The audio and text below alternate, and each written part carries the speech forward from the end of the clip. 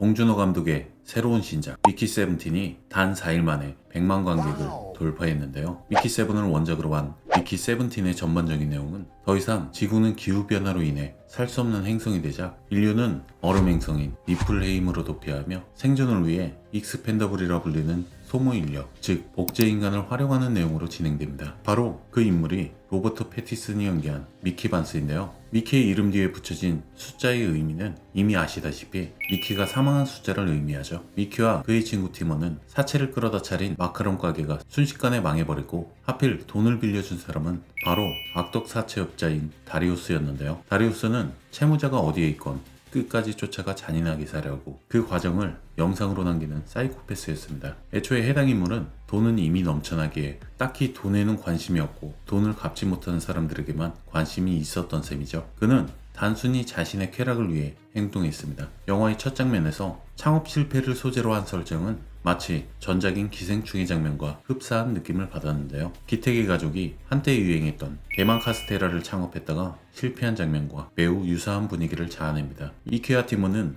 그런 그에게서 벗어나기 위해 지구를 떠나 니프레임 행성 이주 프로그램에 참여하게 되는데 미키는 그저 지구를 떠나 다리우스에게서 도피하는 것에만 의미를 부여했을 뿐 자신이 결정한 직업에 대해서는 특별하게 생각을 하지 않았는데요. 그가 결정한 직업은 다름 아닌 익스펜더블이었죠. 해당 직업은 미키의 신체 정보와 함께 기억을 백업해둔 상태로 인간이 버티지 못하는 환경이나 바이러스에 노출시켜 인체 실험을 하는 직업인데요. 해당 인물이 사망하게 되면 새로운 미키를 찍어내어 다시 백업해 두었던 정보를 그대로 이어가며 불멸의 삶을 살고 있었죠. 그런데 모든 사람들은 미키를 사람으로 대하지 않았습니다. 우리가 실험용지를 바라보는 시선, 딱 그 이상도 그 이하도 아닌 존재로 비춰졌는데요. 그러던 그에게 큰 변화가 일어난 사건이 벌어졌죠. 니프레임 행성에 살고 있던 크리퍼에 샘플을 확보하라는 임무가 주어졌는데 그 과정에서 크레바스에 빠져 죽을 위험에 처하게 되었죠. 그런데 때마침 그곳에서 티모를 마주하게 되는데 티모가 미키를 살려주지 않고 오히려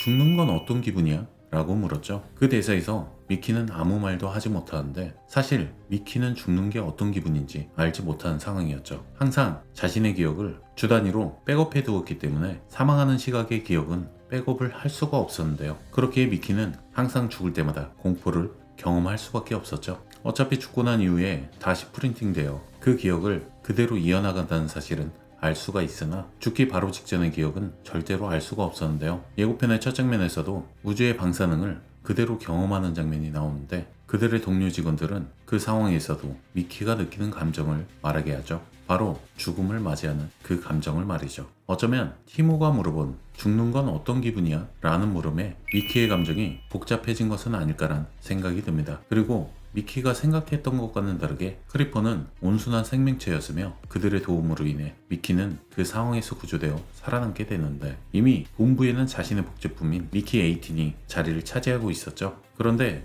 미키 18은 그동안의 미키와는 전혀 다른 성격을 지니고 있었는데요. 기억을 주입하는 것을 실수로 해제시켰다가 다시 결합한 과정이 보여지는데 그로 인한 결함으로 인해 미키가 완전히 새로운 성향을 지닌 사람으로 프린팅 되어집니다. 미키 세븐틴의 포스터는 마치 근로자의 삶을 대변하는 듯한 메시지로 적혀 있는데요. 아파도, 더러워도, 추워도, 숨막혀도 그 외에 다양한 감정들을 경험하더라도 이래야 하는 설정을 지닌 미키와 우리들의 삶은 크게 다를 바가 없는 듯 느껴집니다.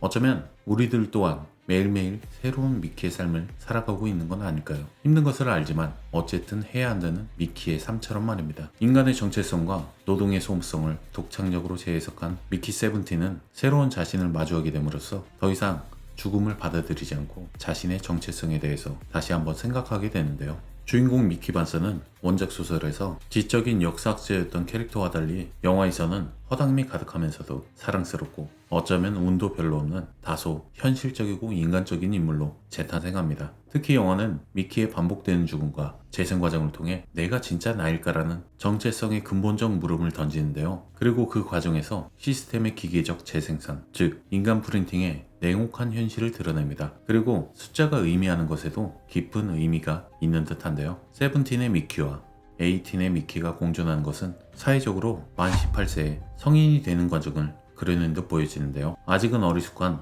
미키 세븐틴과는 다르게 미키 에이틴은 강단 있는 모습으로 그려지며 청소년의 미키와 성인이 된 미키를 보여주기 위해 원작의 세븐과는 다르게 세븐틴을 주인공으로 다룬 듯한 모습입니다. 또한 여기에서 악역으로 나오는 케네스 마셸은 인간 우월주의에 심취해 있으며 니프레임에서 독재자의 삶을 살고 있는데요. 영화가 개봉하기 이전부터 마셸이라는 캐릭터가 트럼프 대통령을 연상시킨다는 물음에 봉준호 감독은 내가 그 정도로 속이 좁지는 않다라고 자신의 입장을 밝히며 과거의 독재자들이나 나쁜 정치인들의 모습을 토대로 완성한 캐릭터라고 말했는데요. 봉준호 감독은 트럼프를 착안했다는 가설에 대해 부인했지만 케네스를 연기한 마크 러팔러는 크게 부정하지 않았다는 점을 볼 때 트럼프를 연기에 참고했다고 해도 특별히 이상해 보이지는 않았는데요. 케네스 지지자들이 빨간색 모자를 쓰고 있는 점과 연설을 하고 있는 그의 볼에 총알이 스쳐 지나간 점은 마치 트럼프를 연상케 하는 모습으로 보여지기도 했지만 본작의 촬영이 끝난 것은 2022년도이며 트럼프 피습 사건은 2024년도이기에 그저 케네스 마셸은 전형적인 독재자의 모습으로 비춰진 것일 뿐이며 끼워 맞추기식의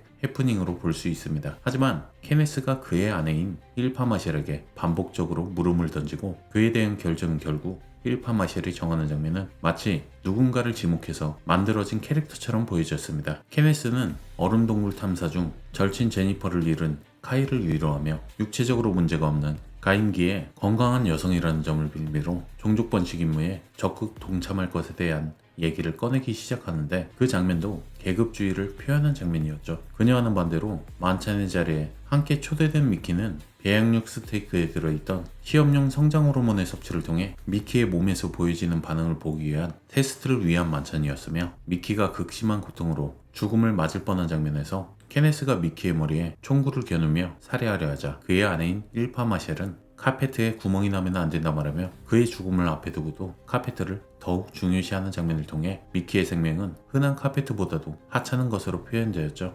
카이에겐 우월한 유전자라며 좋은 대접을 해주는 반면 미키는 열등한 유전자라는 듯 언급하는 장면과 마셸의 옷에 있는 배지 로고를 비춰주는데 그 장면은 히틀러를 인용한 장면인 듯 보여집니다. 자신의 모습을 영상으로 만들었던 마셸 부부와 영화를 선전수단으로 사용한 히틀러, 그리고 새로운 인구 정책을 펼치려 종족 번식의 임무에 참여하라 말하는 거와 40세 이하의 모든 여성은 무조건 최소한 자녀 4명을 의무로 두라는 강요를 했던 차우셰스쿠. 또한 차우셰스쿠는 금욕세라는 항목을 신설해 자식이 없는 사람에게는 세금을 추가로 부과해 버렸었는데요. 영화에 등장하는 마셸 부부는 차우셰스쿠와 히틀러를 모델로 삼은 캐릭터였습니다. 그리고 마셸 부부의 옆엔 항상 새 모양의 옷을 입고 있는 인물이 나오는 이유는 독재자의 진지해 보이는 행동들에 우스꽝스러움이 공존한다는 의미를 가지고 있는 것은 아닐까란 생각이 들었습니다. 우연한 계기로 인해 멀티플이 되어버린 미키는 자신이 멀티플이 된 상황을 감추기 위해서 너무 대놓고 돌아다니며 노력하지만 결국 멀티플이 되어버린 상황이 밝혀지며 처분당할 위기에 처하게 되는데 그들이 발견한 행성인 니프레임에는 원래 살고 있던 크리퍼들이 자신들을 지킬 수 있는 강력한 힘을 지니고 있었습니다. 바로 위기에 처했을 땐